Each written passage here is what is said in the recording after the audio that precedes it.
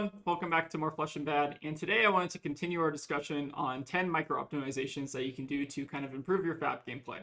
So in part one, we kind of talked about the information economy. This section I titled Draw Your Good Cards, which is not just like draw better than your opponent, although that is kind of a funny piece of advice. More so, I mean, like, how do we concretely try to draw towards our good cards? I think this is like a very kind of skill testing part of the game.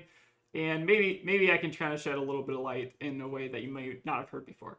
But yeah, before we continue, I do just want to mention that these videos are all going to be in a playlist, and we'll kind of link that here. But yeah, with that, we'll get into part two. So for the first section here, I wanted to talk about filtering. And to draw our good cards, what we often have to do is kind of filter through our bad cards or to try to dig as deep in our deck as possible to find the good cards, right?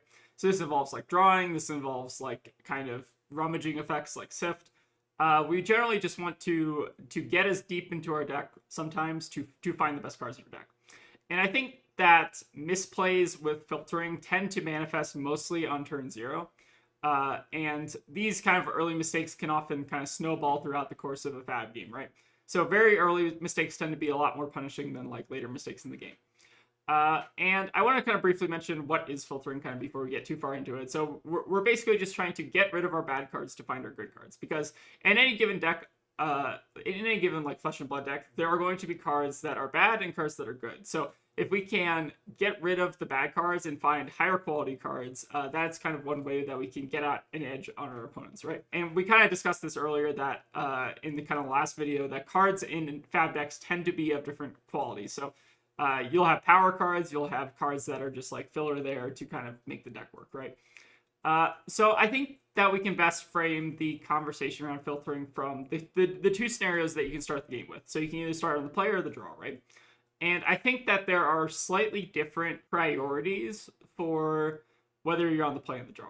If you're on the play, and that means that you are starting first, going into your opponent who's going second, right? Generally, your priority for going first, and I've kind of tried to make these in like the highest priorities at the top, the lowest priorities at the bottom, right?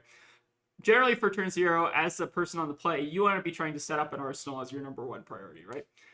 Just because an arsenal is like a free card, right? So if you're sending that card when your opponent has like four cards that block in hand, right? Instead of arsenaling it, or like you don't have an arsenal on turn 0, you're kind of setting yourself back a card, which can matter a lot over the course of the game, right? The arsenal is basically the way that the kind of creators of FAB made it so that going first is not just an inherent disadvantage, right? And I think that is like the number one priority you have to consider when you're on the play is setting up an arsenal.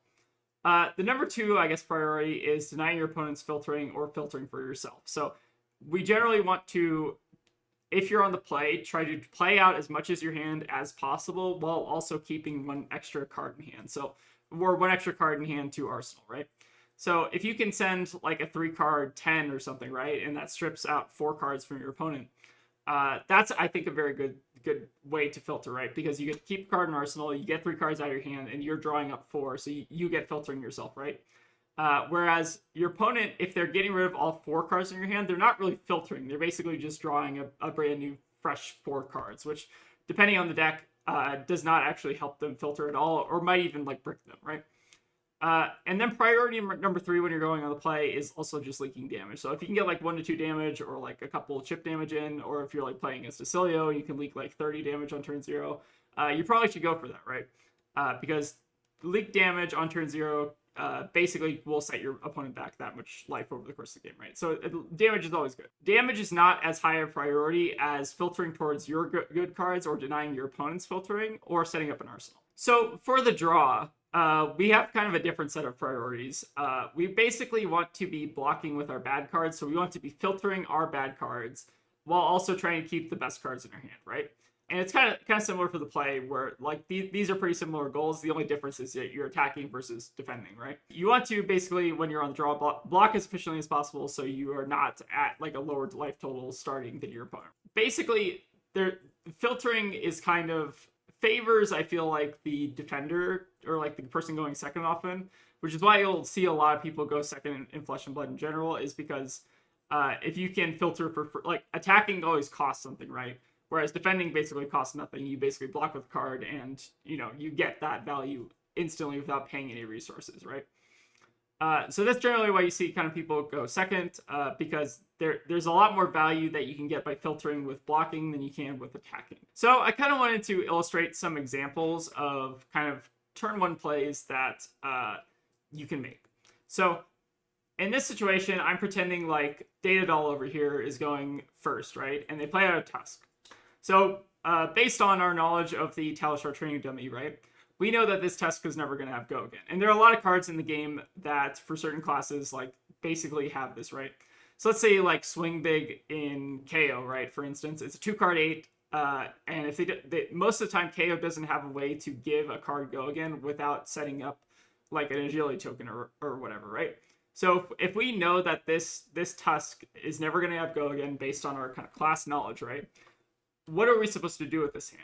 Remember, so this is going to be from a Zen perspective, right? So we have 9 cards in our deck that we're trying to draw basically as fast as possible, right? So we have 9 Transcend cards, right? And how much filtering value can we get out of this hand? So if we know that this is never going to have Go again, why not just block with the entire hand, right? So we can block with Aspect, we can block with Lightning Strike, we can block with Pounce Key, and we can block with 100 Winds. And if this is like a race matchup, like specifically a matchup where you're trying to draw towards your highest quality cards, right? We don't care about fatigue in this situation. Like, do we really care that we're losing an Aspect of Tiger Body or an E-Strike or Pounce Key? Like, these cards are fine, right? But they're not like the most powerful cards in the deck. What we really are trying to draw towards are Transcend cards, because those are the most powerful cards in a Zen deck, right? So what I would often do if I knew that this was like a 2 attack with no Go again, or an 8 attack with no Go again, or whatever, is I'm just blocking with the full hand because I want to draw as deep into the deck as possible to find Transcend. And I've kind of tried to lay out the math for this on this next slide here. So for those of you not familiar with stats, for reference, I also got like a C in my stats course in college, so I was also shit at stats. But I do remember some minor things, I guess, about kind of like the ways you can calculate the distribution of like card draws, right? So normally what you use is like a hypergeometric calculator, which is basically a calculator, this is basically a formula, which I can kind of show you on this next slide here. Basically, this is a formula that allows you to kind of calculate the probability of pulling some amount of cards from a population without replacing those cards, right? So in a Flesh and Blood deck, you're not replacing a card that you drew with another card that's the exact same card in the deck, right? So that's what replacement means, kind of in the context of stats. And we're going to go back to kind of like this calculator here, but this is kind of basically a calculator that I think someone made for like Magic or something, right? So I kind of inputted our situation here that I kind of showed on that last slide, right? So we have 4 cards that are not Transcend cards, and we have a 56 card deck if we're starting at 60, right? So I've kind of input those here, and assuming that we're blocking with 4 cards out of the hand, so this is this top left kind of calculator here, and we want to have at least one of those cards be a Transcend card, and we're running 9 Transcend cards in the deck.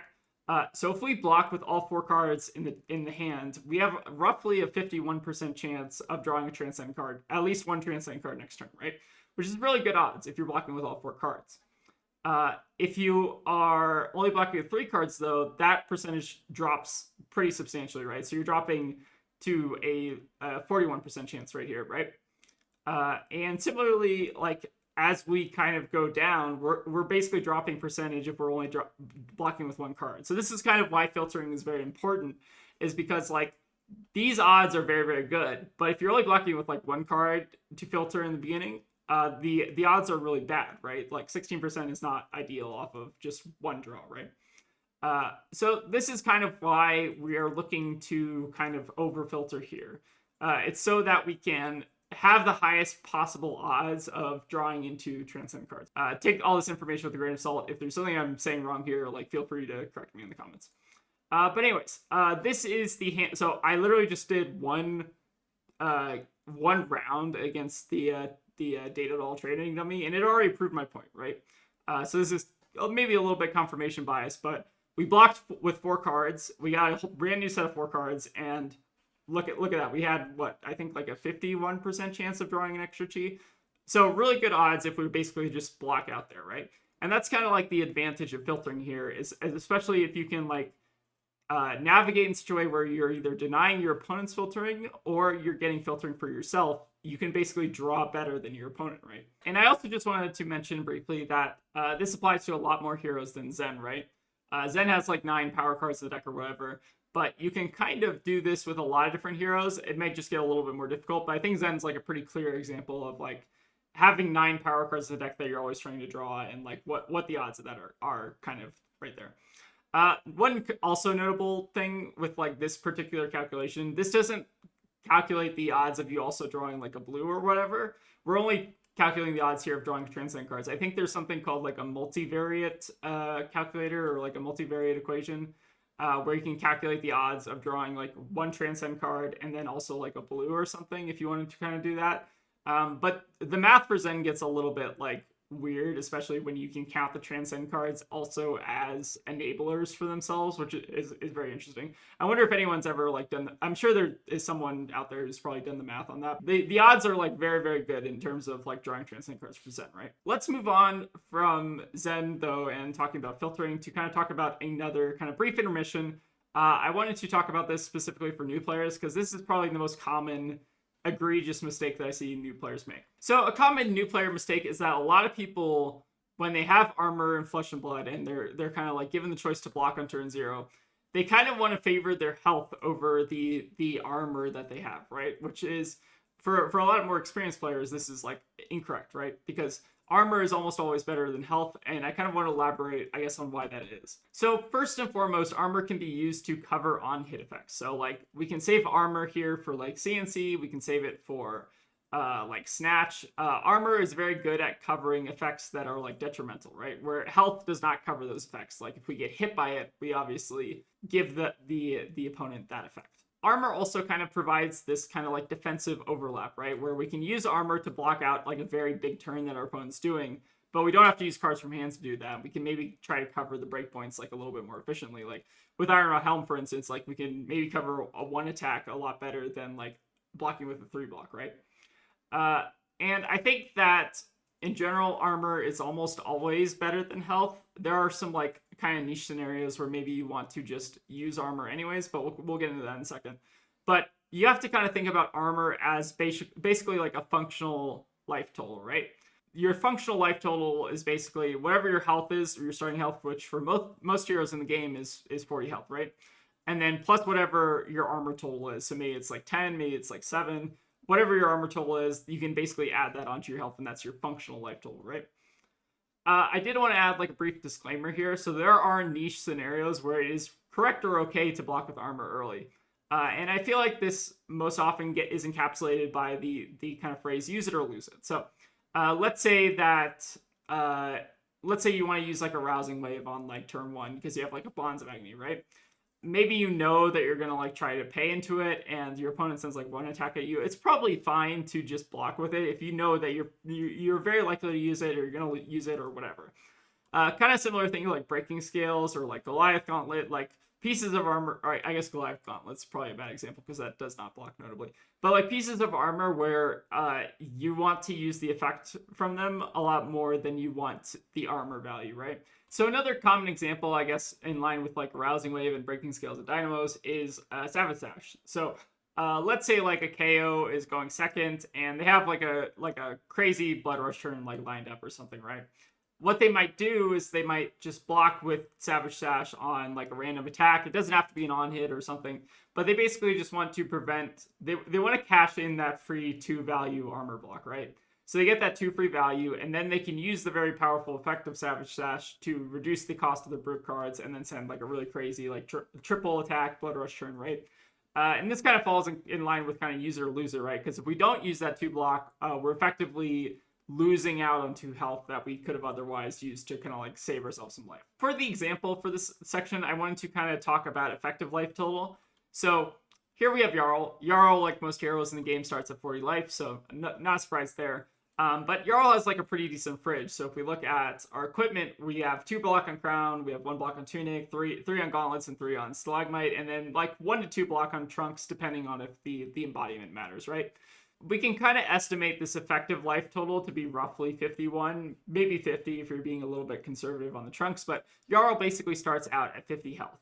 So let's say that we're going second as Jarl, and our opponent, let's say we block with let's say our opponent is able to send like a 13 damage turn. Let's say it's like a 6 power into 7 power attack.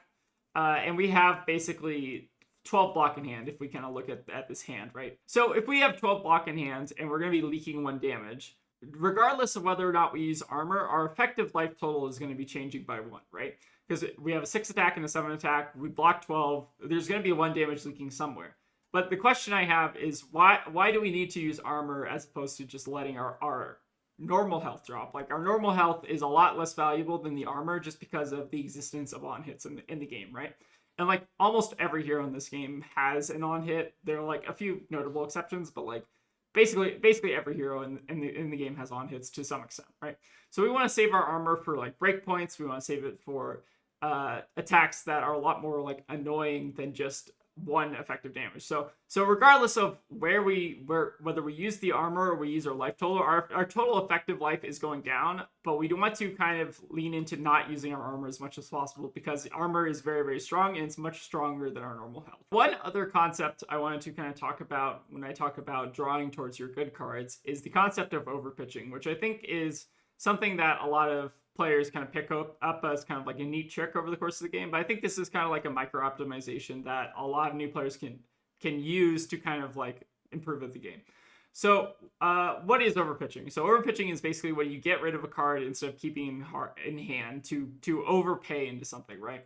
So if you kind of look at this small example I kind of put on the side here, we have a Titan's Fist. We can already swing it with Winter's Grasp for 3, right? So we have a blue pitch, we can pay 3 into the Titan's Fist, we can attack with it, right?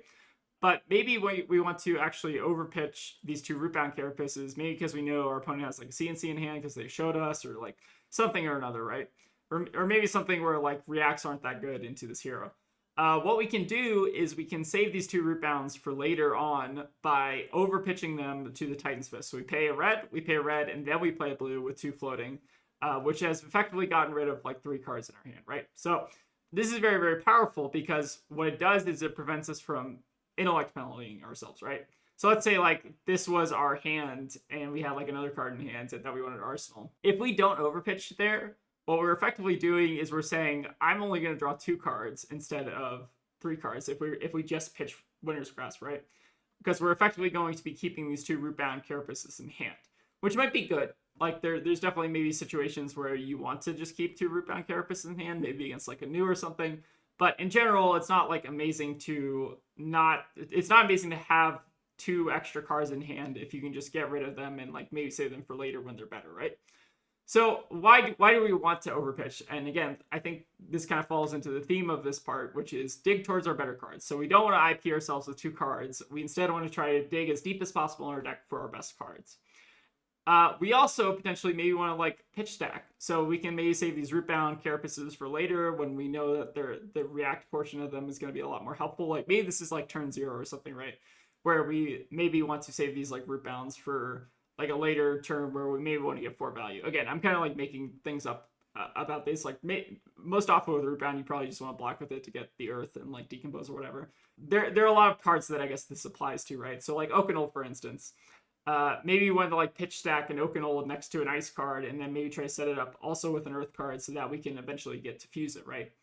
Similar thing for like Felling of the Crown. Maybe we want to like pitch a Felling of the Crown early where we don't have any earth in our graveyard to try to set it up with a blue for like late in the game where we can get a lot of value out of Felling, right? And then Tegan also wanted me to include Aether Wildfire as an example here. So like you used to be able to like pitch Aether Wildfire for like a super late game combo where you do like triple Aether Wildfire or something, right?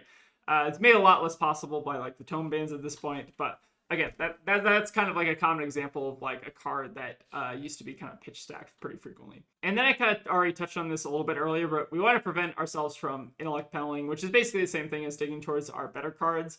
But we basically want to prevent ourselves from just keeping the same 2 cards in hand, especially if they're not doing something for us, right? So I wanted to kind of give an example here. This is again from kind of a Jarl perspective. So we have these 2 Oakenolds that we can't fuse. We have a CNC and we have like Channel Man Eyes, right? So maybe we want to try to like set up one of these Oakenolds in Arsenal so that we can like maybe fuse it on a later turn. So what we can do here is if we want to get rid of this other Oakenold because maybe we want to try to draw towards like an Earth card or like we want to draw as many Earth and Ice cards as possible, right? So we can get the fuse going, right? maybe what we want to do is we want to overpitch this Oakenold to CNC, also pitching Channel Eisen. And what this allows us to do is it basically allows us to draw a 4-card hand. Whereas if we just pitch Eisen to CNC, what we're doing is we're keeping another Oakenold in hand, which kind of diminishes our chances of drawing into like Earth and Ice to fuse the other Oakenold, right? So this is kind of like a common example. And the merits of overpitching this are also, we're putting an Oakenold in our deck next to an Ice card. So if we can already put it next to an Earth card, or we can like set it up with an Earth card later in the game, this Oakenold becomes very, very powerful, right? Yeah, so this is kind of like a common example I wanted to showcase. Again, there are a lot of like other situations where you want to overpitch just to like get cards out of your hand towards your better cards. For the final part of this kind of segment, I wanted to talk about threat density and also kind of conserving threats. So one of the kind of biggest questions in Fab for a lot of decks is how do we keep drawing gas? So how do we keep the tempo once we've established tempo, and how do we like prevent ourselves from bricking, right? And I think that a lot of this has to do with potentially conserving threats or focusing on our threat density. So for a lot of strategies in the game, sometimes it's okay to save a threat for later as opposed to playing it for minimal value. And I have a couple examples here. So we have like Chase the Tail, for instance. Chase the Tail is like baseline 1 for 4, right? Without go again. So we can play it, like we can maybe do a 2-card of like Kakara plus Chase the Tail for 4, and that's like fine, right? We get 6 value out of that. We're sending 6 damage, right? So that's obviously good.